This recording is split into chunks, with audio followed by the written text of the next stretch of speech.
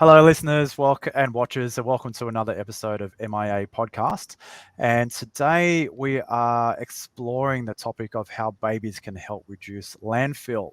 So more on that in a second. Now, if you're new to the podcast, essentially what we're covering is where Australian manufacturing is in Australia and answering the question of will Australian manufacturing return to the glory days of the 60s and 70s? And here to help us answer that question are Phil and Corey from the Hygiene Co. So welcome. Hey, John. Thanks, John. Excellent. So look, what's that? Sorry? Good to be here. Good. I'm excited too because this is a manufacturing company that I think what you do is a little bit unique to what we've had on the podcast previously.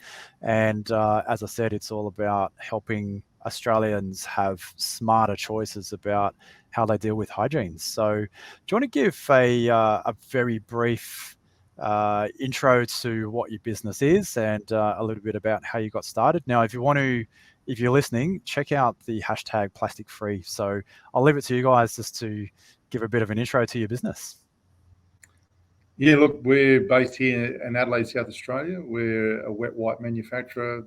This business was born out of the COVID situation where I'd been 30 years in manufacturing with my previous business and had come to realise that there were no wet wipes that were manufactured here, or very, very few. But the biggest issues we found that they were, 96% of them were plastic-based, which became single-use plastics. And Corey and I are both passionate, eco-conscious entrepreneurs. I met Corey as I had this idea of setting up this plant, and we joined forces at the end of 2021 to, was it 21? Yep. Yeah, 21. It's a long time now, but end of like 21. A big void, isn't it? Yeah, it's such a long time ago. And we created what we've got now, which has been a journey, and we're still on it. We are still on it, but we've set up an automated wet wipe plant where we manufacture wipes for personal hygiene, surface hygiene, and we get out. We also venture into other areas. We do gym wipes and the wipes are in shopping centres and supermarkets for trolleys. What else have I missed, mate? Baby wipes, medical. Medical's a big part. Fitness industry, the list goes on. And then just in general industry, grease removal, barbecue cleaning. Once you start exploring this, it's endless. But we're passionate about the whole plastic part. So our innovation really was about what were the alternatives, and we explored those fabrics and textiles. And we talk about manufacturing, John, but the industry in textiles had been lost in Australia back in the 90s. So we had to start looking with our sources overseas, but everything else is made here. So it's been a bit of a juggling act, and a learning curve for us to understand where the challenges are in Australian manufacturing and supply chain during that period. But we've sort of come out the other side now, and we're always learning. We've become a bit more of experts in the waste industry as well, because we've learned about what can be recycled, what can be composted, what's biodegradable, all the challenges in the industry in that space, and that's a moving target. But we've sort of taken the approach of progress, not perfection. Every step of the way is really important. A positive step forward is better than where we've been, and that's what we've got at the moment. Yeah. And you mentioned, I love this whole angle of the waste side of it. So the wipes that you're producing, I know there's issues where people have traditionally been throwing wipes down the toilet, and then you get those big, I've forgotten the technical name, but they're essentially the big balls. And the what? Sorry, the fatbergs, they call them. Yeah, fatbergs. That's the one. Yeah. So if you haven't, if you're listening, watching, and haven't seen them, jump onto YouTube and do a search, because they're basically like massive collections of wipes that go through the sewers and clog the sewers. Do your wipes help address that, or where do they sit? So there's three sorts of wipes effectively, John. There's plastic wet wipes, which definitely clog the sewers and don't break down at all, or they break down into microplastics over hundreds of years. There's plastic-free or plant-based wet wipes, which we manufacture as one of our grades of wipes, which are durable and an alternative to plastic wipes, but they will still clog the sewer. They're not designed to be flushed. And then there are very specific flushable wipes. So there's a new standard in Australia that was launched last year, an Australian flushable standard, and they break down in a flushing system.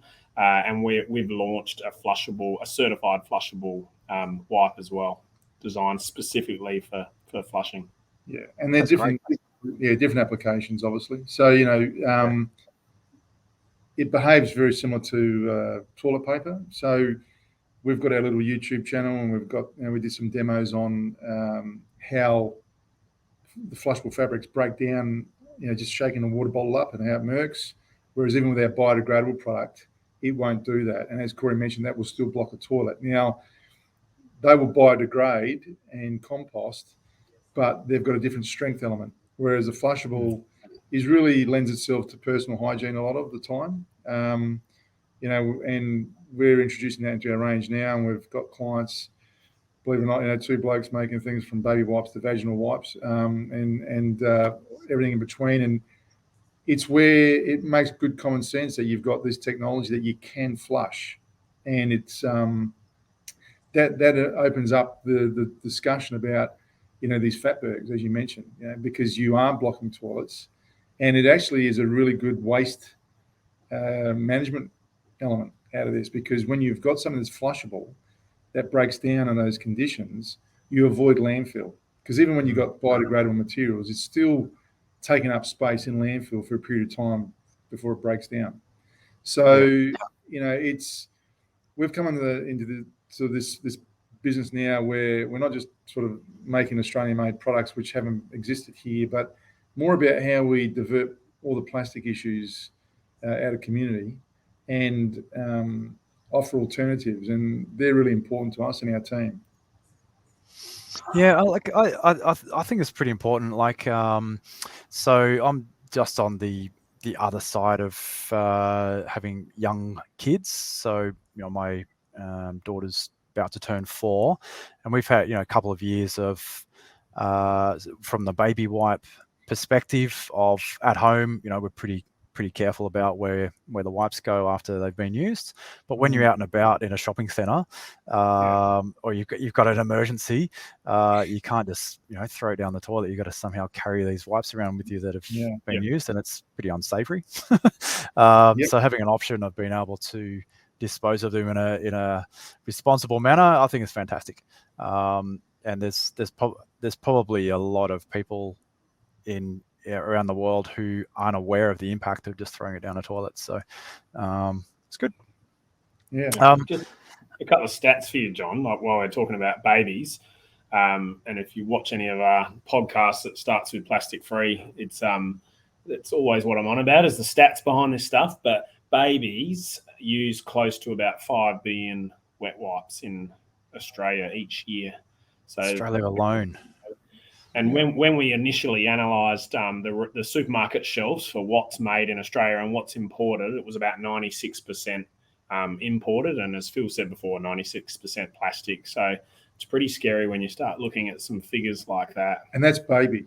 So then, that's just baby. So then you take that into the cleaning space, you go into cosmetics, then you go into medical, and we are talking about numbers that make plastic straws look like a freckle on the arse of an elephant. It's we talk about plastic straws and how big a focus they are, but the stats are nothing compared to this. Yeah. It just goes under the carpet. We just haven't realised it.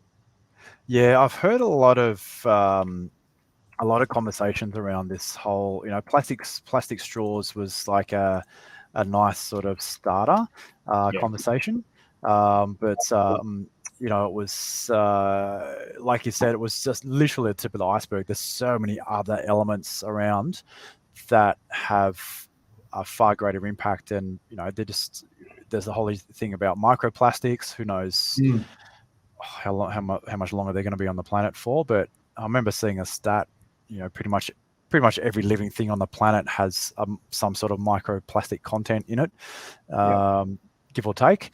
And you know, one of the layers I love about this podcast is that we are just a couple of sessions ago we had someone on who was looking at the energy sector and being able to produce sustainable, clean energy.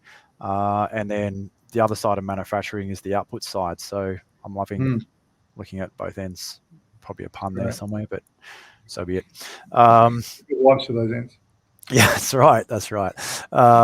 So look, and I'd love to delve into your story around the Australian Made campaign and your involvement in that as well. What was the process to get the Australian Made logo onto your product? And what's your involvement? Where do you want to see it go? Well, look, this is something that Corey and I are both passionate about. So in my previous business, I'd applied for it probably about three years before I sold, and it was very important. And at the time, I was wondering, like, how do we get that logo on there? And then I realised that what we were doing, we were one of the few locally made manufacturers against all the imports coming out of Europe and the US back then.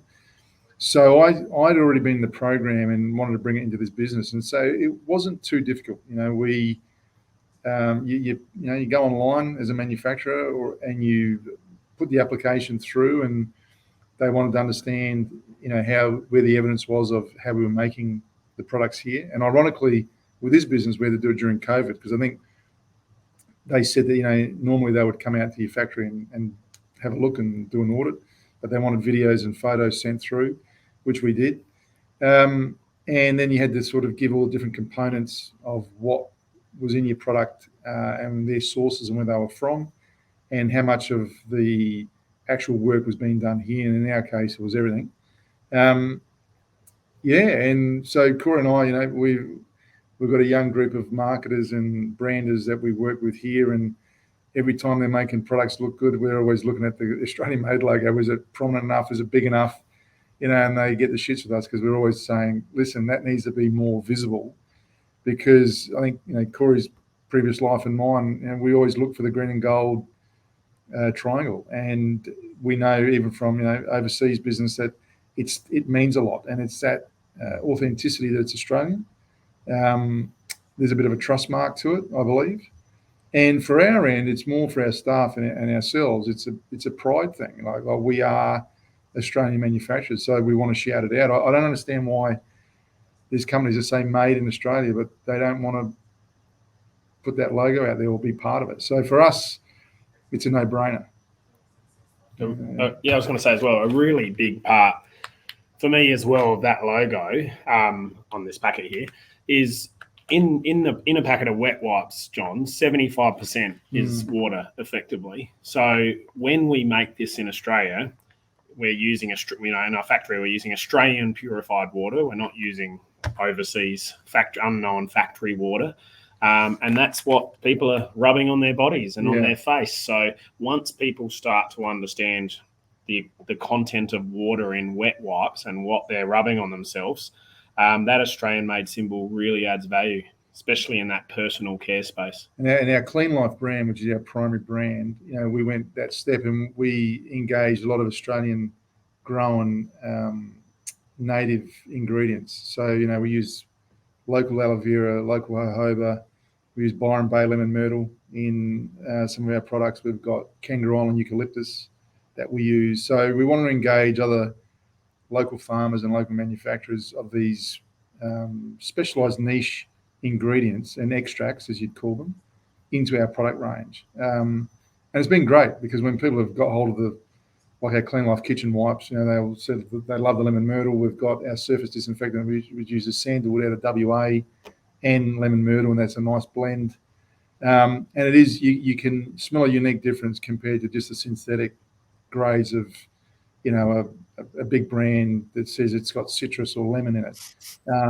So we wanted to make sure that was there as part of that of what we were doing, and engaging the community where we could with other manufacturers. So it's genuine lemon myrtle, not some chemistry set that's been Spot on. Correct. built somewhere. I like it. So where are your products showing up in the Australian market at the moment? Is it supermarket shelves? Where can people buy it?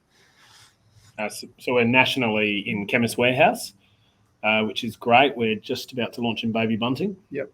Our Our baby baby white range, Yeah. but our full range are in Chemist Warehouse, and they were really early adopters with that, which was fantastic. They saw the concept last year before we were ready to produce, and wanted it, which was fantastic because they'd seen the impact of shortages during COVID, and just the appetite to have an Australian-made product, and there was nothing in this area that was.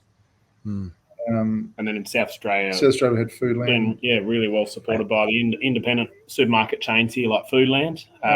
So they've been great and ranged in most of their stores. Yeah, and we just appointed an agent now that's going to hit all the petrol convenience stores and a lot of the other independent retailers around the country.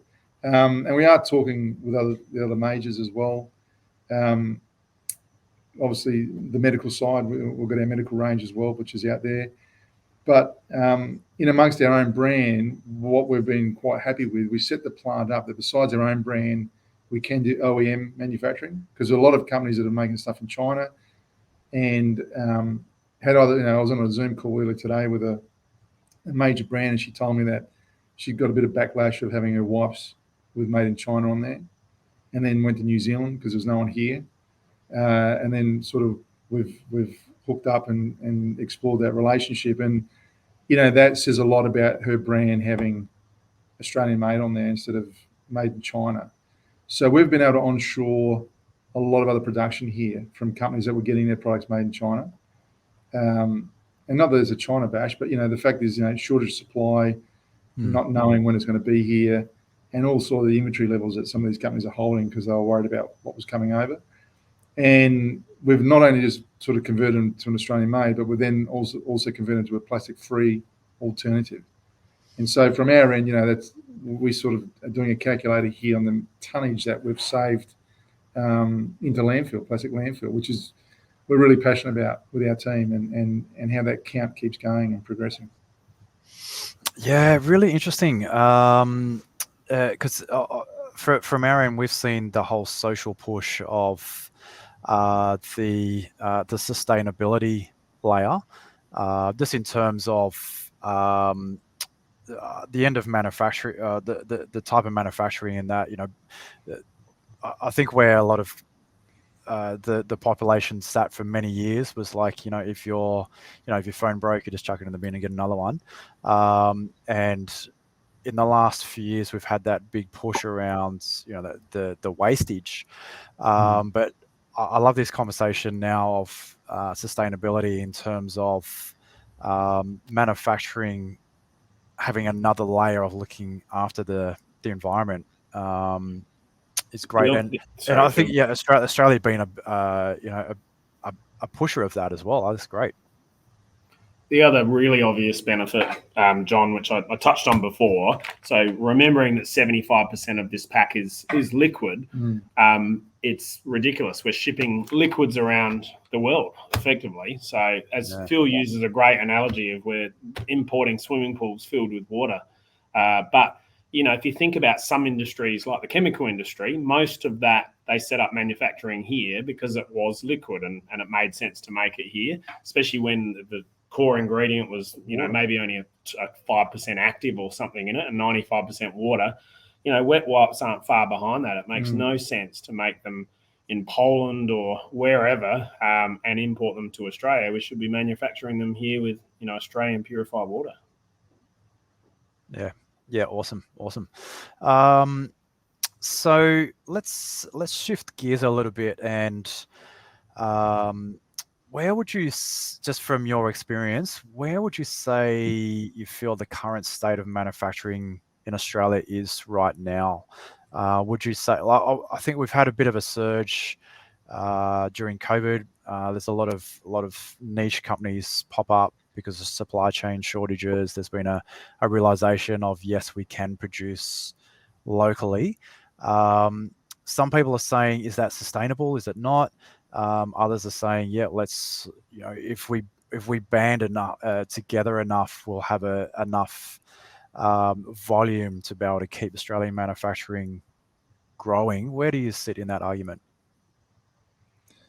Look, I'd love to see, and when you're a manufacturer, it always sounds biased, but I'd love to see more initiatives to support that. There's definitely been an appetite for Australian made. I think the pains of COVID are remembered by a lot. However, in saying that, starting to see a few people go back to their old ways. And I mentioned earlier, John, there was a local filmmaker that just did a story on our journey over the last 18 months and called Slingshot, which I know I'm giving an unashamed plug, but it's on our website. But in that, Corey sort of talks about, what the pains we have with some government tenders. And they were desperate during COVID, yet as soon as the supply came back into Australia, there were just what I call probably lazy mindsets that, we'll just go back and buy what's on the tender. And I think Corey's made the comment in that film, they're all let's just use another piece of plastic that's come in from another country and forget about, that we can source it locally. I still believe there's more to happen in really supporting industry here. Now, I know, we've got free trade agreements and we look at those when we've been exporting, etc. But is there other creative ways that we can incentivize the support for manufacturers? Because at the end of the day, it's not just that they're making it here and employing people, but, there's always a market in terms of the end user, and there's always going to be a manufacturer. And to think that we're a country that's just going to act as middlemen all the time and buy shit in from overseas and sell it here is nuts.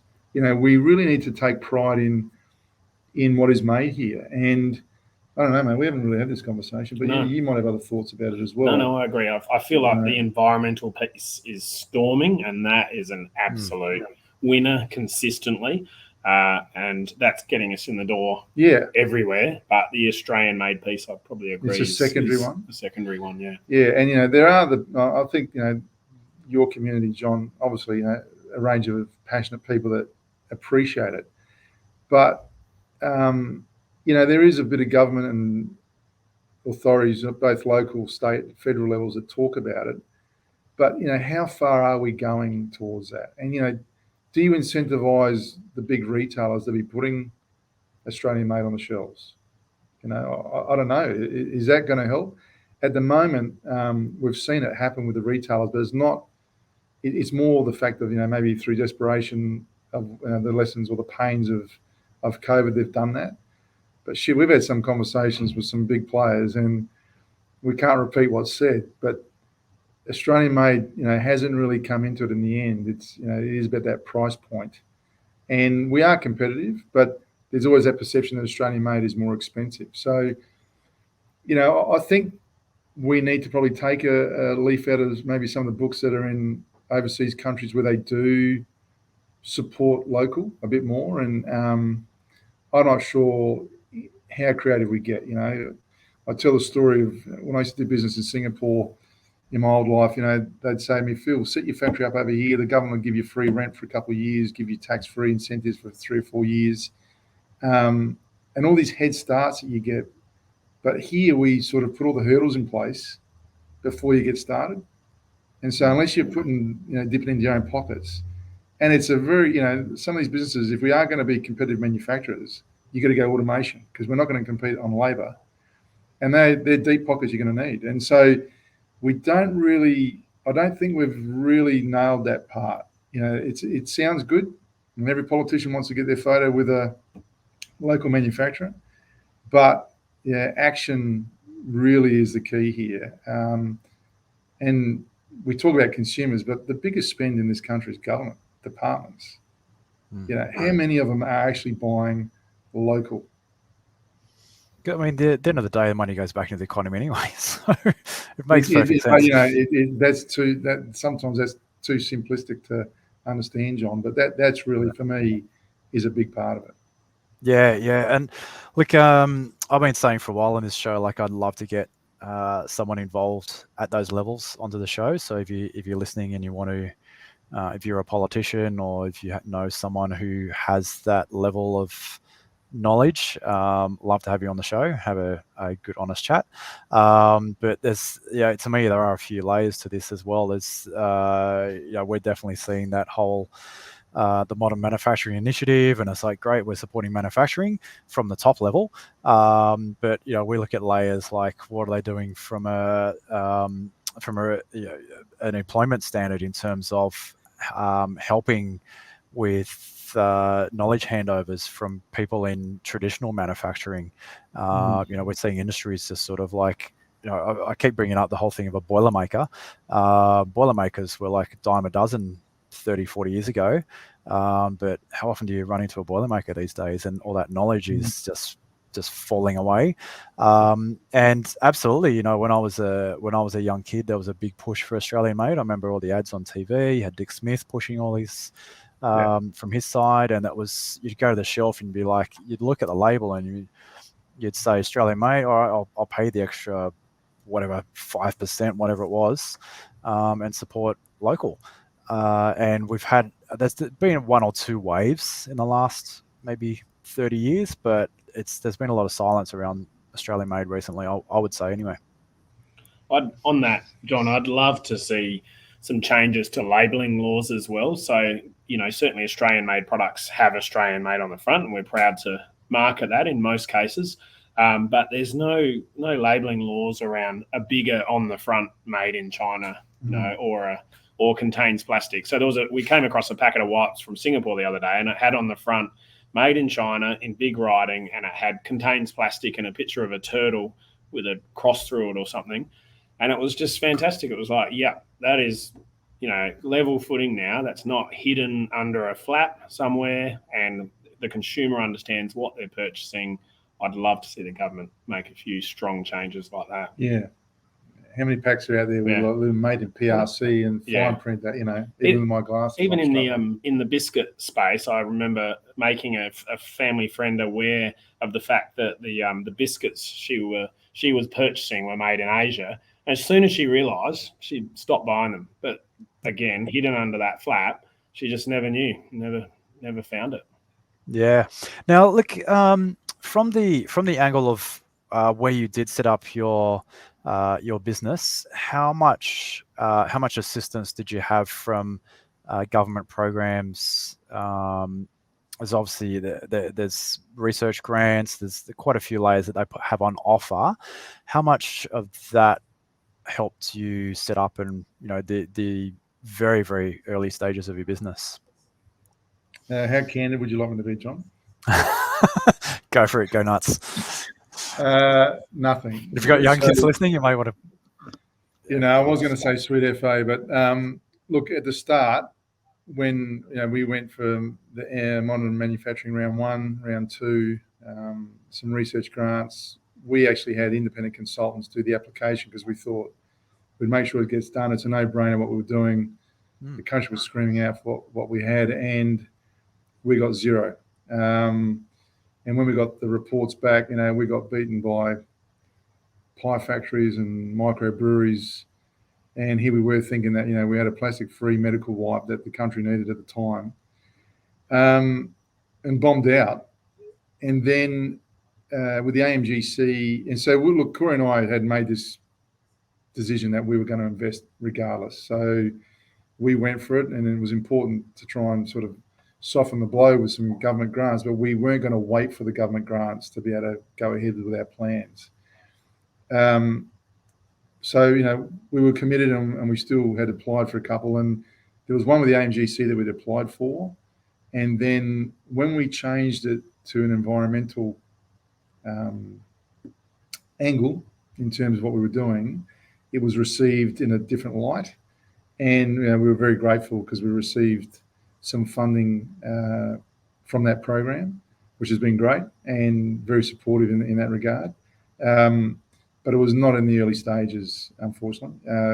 And I think we had the opportunity to do it, but we would never have been able to do it if sort of we hadn't put our collective resources together to make that happen. I don't know if there's any other take on that, mate. No, it was a frustrating time. There was there still is a lot of grants around recycling existing plastic in our community, but there were no focused grants around eliminating plastic. We were eliminating it. We weren't recycling, existing packaging or anything. So we just didn't fall into the scope of a hell of a lot of grants. Yeah. And look, in saying that, I don't want to be bitter about it, John, because I know that, at that time, the Morrison government was still in the time, and there were grants going out, and there were a lot of good applications that we'd seen, and we'd seen successful ones. So it's there's sectors of the manufacturing community that did get a boost from that, and have gone on to be supportive. I mean, from our end, I remember saying to one government official, I remember on a Zoom, I said, "Look, mate, I don't want your money. I just want you to buy the products from us. If you can give us a government contract, that would be enough for us to sort of keep moving on." And at that stage, we got neither. But look, it's not easy either. Like when you're a startup or when you are in manufacturing, I think the ease of government grants, the process needs to be there as well, because you're running a business, and you literally have to employ someone. So that's why we actually paid a consultant to do the application, because it needed a good sort of 10 hours a week to get all the chunks of information together, and you've got so many other critical elements of your business to deal with, that we wouldn't have done it on our own. So we got externals to help us with the application. Okay, yeah, and I guess you're absolutely right when you're knee deep in admin already, and all the exciting troubles of running a business, especially a new business. It makes it way harder, doesn't it? Now, the export side, you did mention you are exporting. That's correct? No, not at the moment. In my previous business, in Corey, but there's something that we will look at. We're sort of in month 4 of the plant being where it's at the moment in terms of manufacturing and getting product to market with our Clean Life range. But we do know with our medical range and even our general hygiene range for Clean Life, there's an appetite for Australian made in particularly the Asia Pacific area, because of the importance of hygiene and medical, and the respect that the Australian market's got in that. So, and there are no current, like we're talking about places with no current manufacturing in a lot of those islands, areas surrounding Australia. So we're looking to do a bit of that. Probably it was something in 2024 we'll start to look at in a bigger approach. Right now, we've got this momentum with Chemist Warehouse. We've got these other retailers we're working with, and just trying to make sure that we've got that spread in the national market and servicing properly. What I had learned in my previous business, export's great, but it's no good going to export if you haven't got a good share of your market here. You want to have a solid foundation in your local market and then look to export. That's how I'd seen it. Some businesses might think they've got a boutique type product that's attractive to the export side, but for me, I think we need to be really strong at home base first, and then spread. Yeah, I suppose initially, sort of for a relatively newish product as well. Now, do you have competitors overseas or similar products overseas? Yeah, definitely. Look, I mean, the European market has been ahead of the game in terms of biodegradable and compostable alternatives. But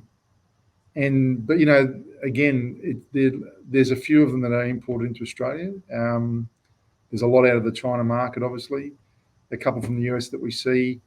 But the unique thing from what we're doing is that the competitors we've got, well, again, if I look at the Australian market at the moment, we're competing against absolute giants like Dettol, Reckitt Becancer, some of the bigger brands you're ever going to see in the space that we deal with.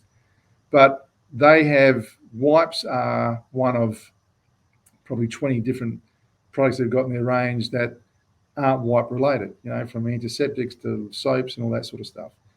We're only a wet wipe manufacturer. So where we're positioning ourselves is to be all things wipes.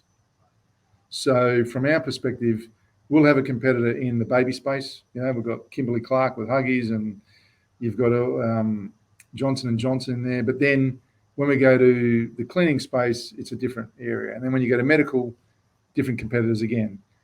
But we've really wanted to position our brands across all different industries as a wet wipe specialist. So, we know our fabrics, we know the solutions in terms of the sustainability piece of it, and all the variations in terms of types of packaging, etc., and being able to answer that. So, I think we're starting to see there's a connection to our brand and what we do here, that if you want a wet wipe, these guys are who you want to go and see.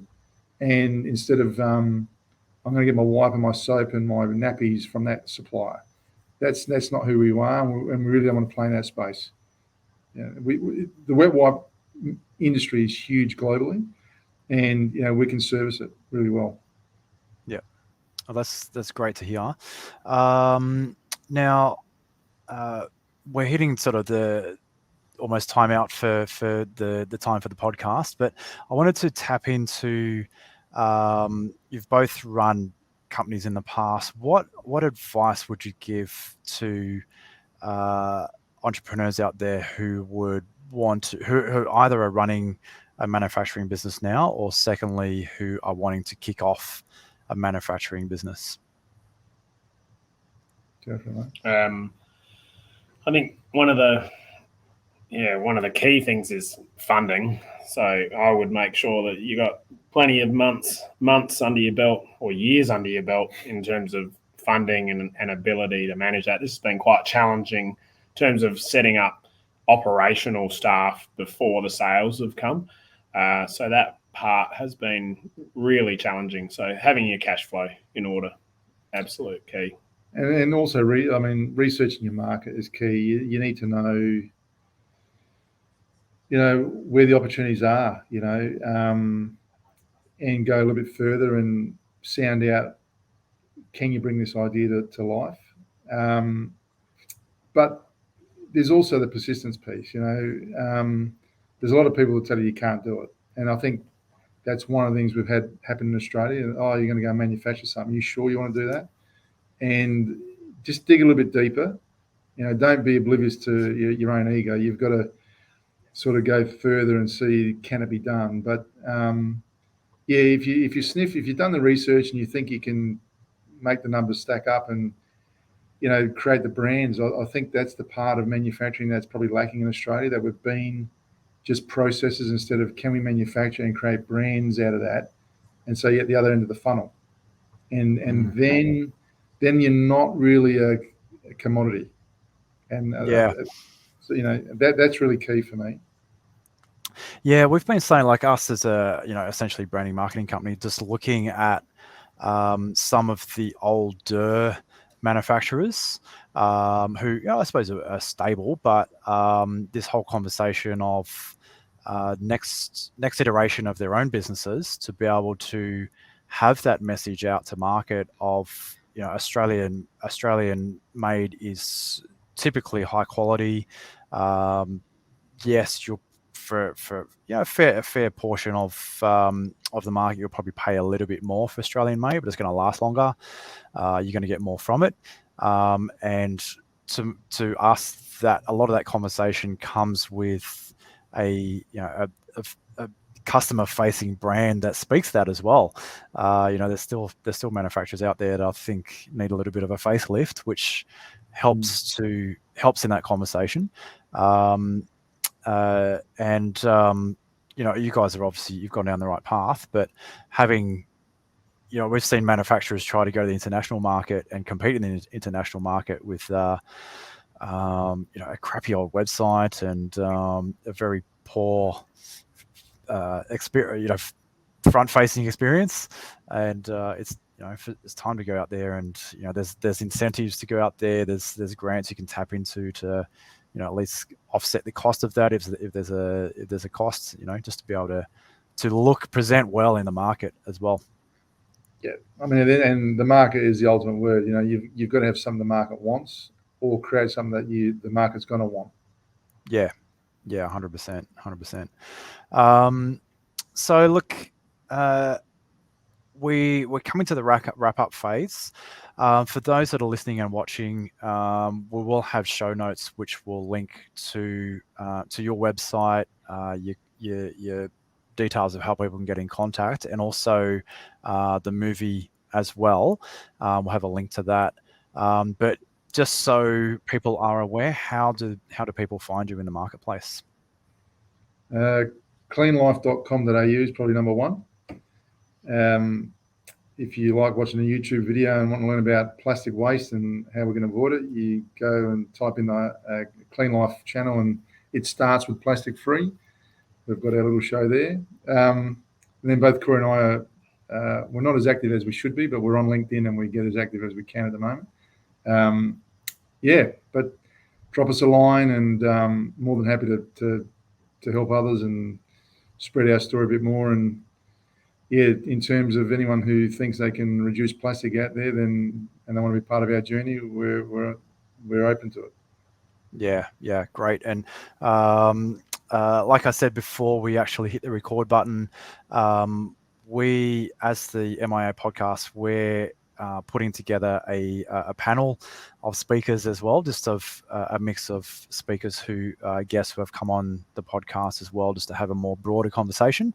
And I'd love to have these types of conversations in here as well, like government representatives to ask some hard questions, and industry specialists as well, just to carry that conversation forward and collectively get that Australian-made campaign more vocal. I'd love to see that as well. So before we do a final wrap up, let's answer the question: do you think Australian manufacturing will ever return to the glory days of the 60s? Jeez, I'd love to think so, but I don't know if we'll quite get there. Maybe 70% there. Yep. Yeah, I think it's going to have a different look, John. I think the glory days of the 60s was a different era in terms of what market wanted and how we made things. But I think Australia is going to be, if we capture this opportunity, it'll be a really smart generation that's going to come to the fore. Yeah, totally agree. Look, once again, thank you very much for coming on and sharing your knowledge and your journey as well, and I think giving a bit of inspiration to those who are either currently involved or thinking of tapping into manufacturing. Your knowledge and wisdom is greatly appreciated. And for those who are regular listeners to the podcast, we will have some conversations coming up. I think some harder conversations with those who essentially make decisions around the whole industry itself. And if you do know someone who wants to get on the podcast and have a hard chat, would love to hear from them. But once again, thank you very much, Phil and Corey. Thanks, John. Thanks, John. Keep up the good work. Too easy. And thank you again for our listeners and watchers. And we'll see you in our next episode. Thank you very much. Cheers.